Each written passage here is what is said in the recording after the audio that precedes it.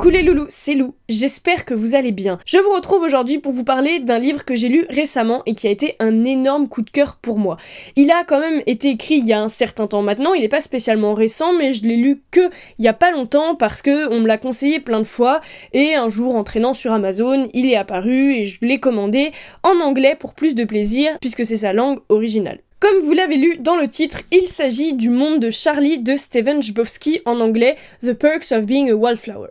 Vous en avez peut-être déjà entendu parler quand le film est sorti, c'était le film du même nom, parce que notamment il y avait un casting assez haut en couleur, avec premièrement dans le rôle principal Logan Lerman, qui s'était fait déjà connaître dans pas mal de films, mais notamment Percy Jackson. Il y avait évidemment la merveilleuse Emma Watson et le grand Ezra Miller. Pour moi, Le Monde de Charlie, ça a été un énorme coup de cœur, pas seulement de mes dernières lectures, mais de mes lectures de toute ma vie en général, et je vais vous expliquer pourquoi. Premièrement, Le Monde de Charlie, ça raconte l'histoire de Charlie qui est un jeune américain qui rentre au lycée. Et il a pas toujours une vie facile, c'est ce qui nous fait comprendre, et pour lui le lycée c'est peut-être aussi une façon de recommencer à zéro, mais il a très peur parce qu'il a pas spécialement d'amis, il sait pas tellement comment s'y prendre, et il nous explique en plus que quand même son meilleur ami est un gamin qui s'est suicidé, si j'ai bien compris, juste avant que le lycée commence. Du coup, Charlie, c'est un peu spécial pour lui, et honnêtement, je préfère vous le dire tout de suite, moi à la base, l'histoire de quelqu'un qui rentre au lycée et qui a peur, ça m'intéresse pas du tout, mais là, c'était vraiment passionnant, parce que Charlie, c'est un jeune garçon qui aimerait devenir écrivain, et du coup, on le ressent au fur et à mesure du livre qu'il s'améliore dans sa façon d'écrire, parce que Charlie est le narrateur, et pas de n'importe quelle façon, puisqu'en fait, Charlie écrit des lettres à quelqu'un, et on ne sait pas à qui, et du coup, nous, on lit ces lettres, mais évidemment qu'en fait, là, les lettres sont plutôt une mise en page, parce que au final ça fait quand même vraiment roman normal et pas roman épistolaire. Au lycée, Charlie, il va avoir des expériences sur plein de choses, il va découvrir l'amitié, l'amour pas forcément réciproque, dans les deux cas, pour lui comme pour les autres gens, et il va faire de merveilleuses rencontres, et il va faire des choses que beaucoup de lycéens font, mais il se trouve que Charlie, il a une façon de penser qui est un petit peu différente de celle des autres, donc il apprend pas les choses de la même façon. En fait, Charlie, il réfléchit énormément sur des points auxquels les gens d'habitude ne font pas trop attention. Bref, l'histoire comme ça du Monde de Charlie a peut-être pas l'air ultra passionnante, mais il se trouve qu'elle l'est, et c'est en fait pas spécialement pour sa ligne de narration qu'elle l'est, mais pour la façon dont elle est écrite et toutes les réflexions qu'il y a derrière qui sont plus profondes que juste est-ce que j'ai des amis ou pas. Personnellement, je considère Le Monde de Charlie comme une tragédie parce que il y a énormément de choses bouleversantes et voilà, que je considère comme des tragédies, alors qu'à la base c'est juste l'histoire d'un mec au lycée, et honnêtement, je veux dire, il meurt pas, c'est pas la fin de sa vie, etc. C'est pas une tragédie à proprement parler, mais moi il y a des aspects qui le sont, et l'aspect le plus important, qui ne vous spoilera pas, qui est dit depuis le début du roman, c'est le fait qu'en fait, Charlie, en écrivant ses lettres, il n'utilise aucun prénom qui sont les vrais prénoms des personnages qui sont dans sa vie. Même le sien. C'est-à-dire que au final, je trouve ça extrêmement tragique de se dire que je me suis autant attachée à un personnage, et même des personnages, mais surtout Charlie, alors qu'en fait, c'est même pas son vrai nom.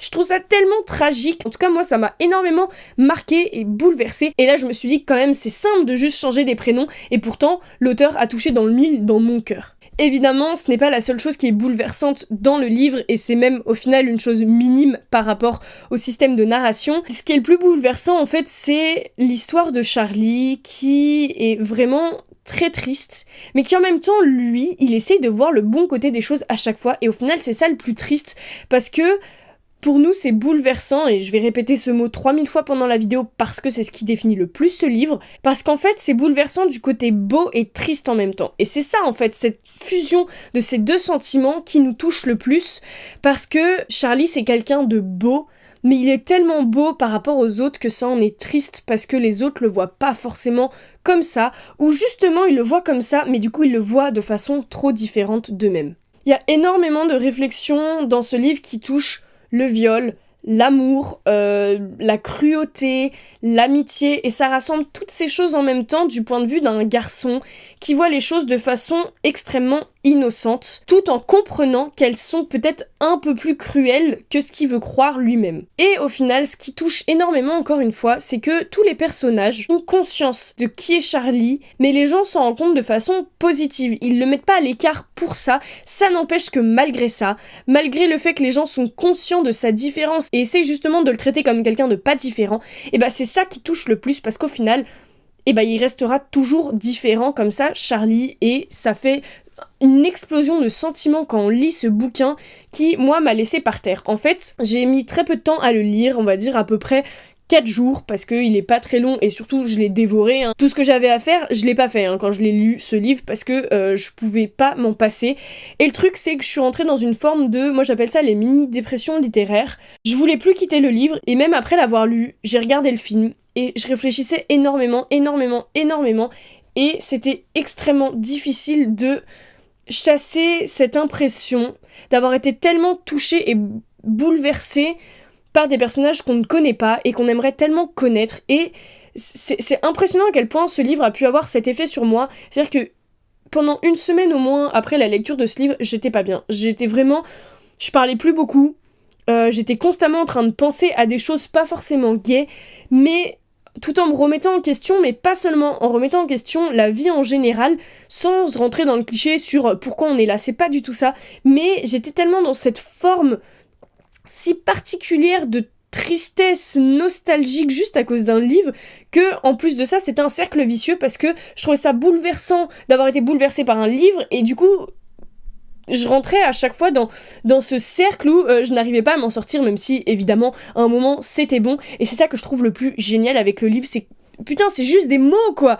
Des mots qui nous font ressentir autant de choses, c'est juste merveilleux. Tout le monde pense pas comme ça, et il y a quelque chose de tellement tragique, et je crois que vraiment, tragique et bouleversant, ça va être vraiment les mots-clés de cette vidéo. C'est tragique et bouleversant parce que, il y a un côté ultra innocent, et aujourd'hui, l'innocence, ça fait peur parce que ça fait faible, et on a peur que les innocents, il leur arrive que du mal.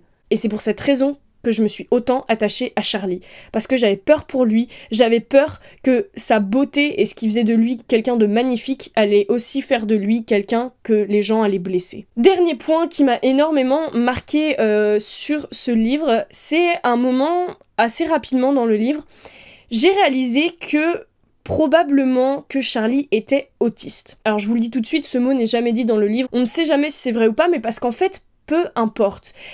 En fait, moi, ce qui m'a fait penser que Charlie était probablement autiste, sachant que, attention, je m'y connais vraiment pas du tout en autisme, donc c'est aussi possible que peut-être j'ai moi-même des clichés qui ont formé ma pensée par rapport à Charlie, mais vous allez comprendre par rapport à ce que je vais vous expliquer. C'est vrai que Charlie, il avait sa façon de penser, il voit pas les choses de la même façon que les autres gens, et notamment, il observe beaucoup et il parle peu, et il va remarquer des petits détails chez les gens que, normalement, on ne remarque pas forcément. Juste, cette personne, elle a regardé cette personne, ou lui, ce qu'il dit souvent, c'est « je trouve que cette personne a l'air vachement heureuse, et du coup, moi, je suis heureuse ». Et il y a plein de choses comme ça.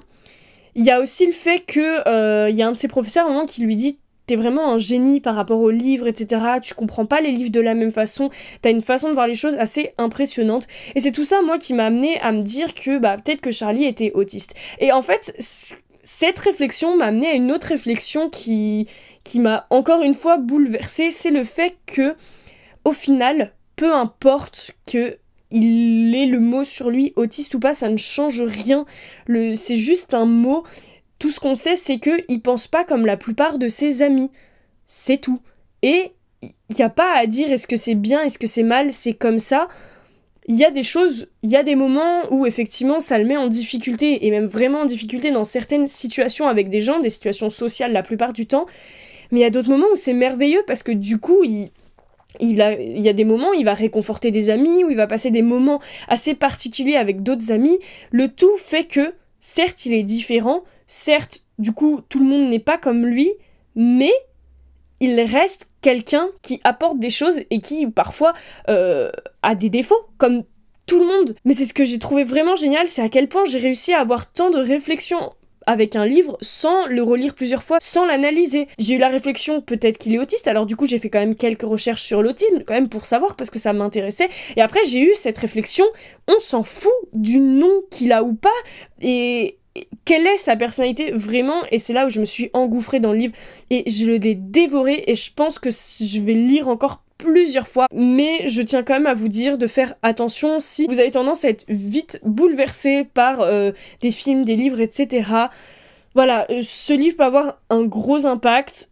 Comme je l'ai dit, moi j'ai pas été très très bien après avoir lu ce livre, ça m'a rendu très triste. Alors ça a été, je vais très bien depuis, y a pas de souci, mais ce livre m'a tellement bouleversée, j'imagine qu'il peut bouleverser d'autres gens et j'espère qu'il ne bouleverserait pas trop et pas négativement. Au final, pour moi, ça a été positif, mais on était quand même pas loin de la remise en question assez négative. Je peux pas m'empêcher de le conseiller à n'importe qui, mais en même temps, j'aurais très peur aussi, et c'est un peu parfois une certaine jalousie que j'ai avec les livres, j'aurais peur que des gens le comprennent pas de la bonne façon, et quand je dis la bonne façon, c'est en fait ma façon, et évidemment que c'est pas une bonne façon universelle. J'aurais vraiment très très peur que des gens n'aiment pas du tout ce livre. Alors si c'est votre cas, dites-le moi parce qu'en fait ça m'intéresserait vraiment de savoir pourquoi et de pouvoir aussi en parler avec vous. Et dites-moi aussi dans les commentaires si vous l'avez lu, si vous ne l'avez pas lu, histoire qu'on puisse en discuter parce que c'est génial de discuter des livres, mais particulièrement des livres qui ont pu bouleverser les lecteurs. Et donc sur ce, moi je vous laisse là-dessus et je vous retrouve bientôt dans une prochaine vidéo. Bye! Si tu veux encore plus de livres bouleversants et intrigants, etc., mais aussi des livres drôles, des livres d'amour, des livres de tout, n'hésite pas à t'abonner à ma chaîne pour découvrir plus de vidéos. N'hésite pas aussi à partager cette vidéo si elle t'a plu. Surtout n'oublie pas de me donner ton avis dans les commentaires, j'aime beaucoup discuter avec vous. Et si t'as envie de me donner un petit pouce bleu vers le haut, et ça fait toujours plaisir, mais évidemment tu fais bien comme tu veux.